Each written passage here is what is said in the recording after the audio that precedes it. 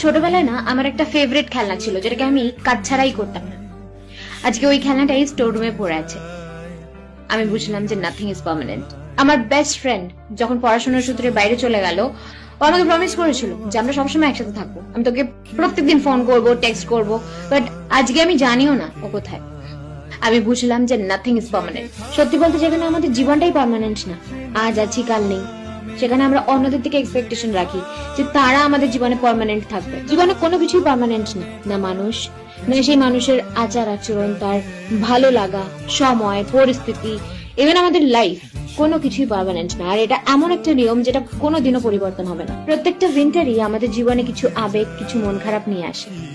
শীতের শেষে যেমন গাছের পাতাও ঝরে যায়, ঠিক তেমনি কিছু মানুষও বছরের শেষে আমাদের জীবন থেকে ঝরে যায়, কিছু স্বপ্ন ঝরে যায়। ওই যে বলে না যে অপেক্ষা করাটা কঠিন, ভুলে যাওয়াটা আরো কঠিন, কিন্তু সব থেকে কঠিন কি জানো? সব থেকে কঠিন হলো যখন তুমি এটাই জানো না যে তার জন্য অপেক্ষা করা উচিত না তাকে ভুলে যাওয়া।